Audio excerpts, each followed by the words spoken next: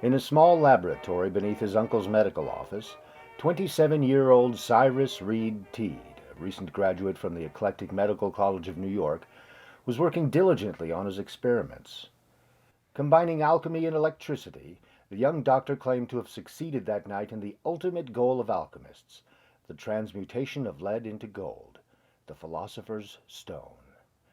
Later, near midnight, Teed fell into a deep meditative state, which lasted for some 2 hours, during which he claimed to have been visited by a beautiful female spirit, the feminine aspect of God.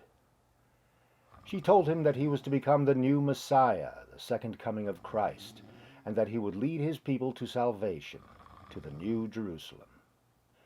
She also told him that much of what we know is wrong, and the universe is nothing like what we are led to believe. Mankind has been corrupted, and it is Teed who is to bring about the new change. Teed called this his moment of illumination.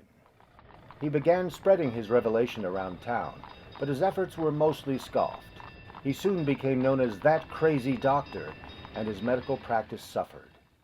In a twist of fate, Teed was asked to speak at a convention for the National Association of Mental Science in Chicago.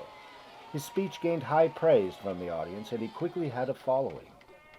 Teed's blend of science and religion appealed to some as he traveled the country looking for converts.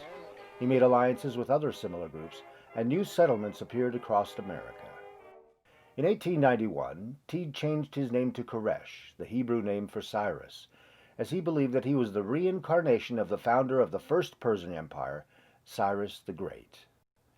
His religion and philosophy were to be called Koreshanity, and the various groups became part of the Koreshan unity. When the opportunity to purchase land in South Florida came Teed's way, he jumped on it and started his New Jerusalem in a small village called Estero. Over the next few years, they cobbled together a small community amongst the dense jungle and swamps of southwest Florida. Teed and his science advisor, Ulysses G. Morrow, began to set up a series of experiments designed to prove that the earth was not as we are told, that it is hollow, and that we live on the inside and the entirety of the heavens are within. They began working on their ultimate experiment, the rectilineator. Intended to show that the earth curved up rather than down, this unusual measuring device was set up along the flat beaches of southwest Florida. As the device headed out to sea, the measurements seemed to confirm Teed's notion that the earth does indeed curve upward and that we are living on the inside of a hollow rock. During that time, unrelated experiments were underway by mining institutions in France and the USA, which also hinted at the possibility that the earth is curved upward instead of down. Scientists chalked this up to various anomalies in the testing procedures, and the experiments were soon forgotten. But not for Teed. In his mind, these tests confirmed his beliefs, even though few people considered his experiments valid. Soon the winds of change would come for the Koreshan. Upset at their unusual beliefs and their incursion into local politics, some residents of nearby Fort Myers brutally attacked their spiritual leader, who refused to fight back. Teed suffered injuries to his face and brain, causing severe nerve damage. On December 22, 1908, Cyrus Teed, also known as Koresh, died from apparent complications to his injuries.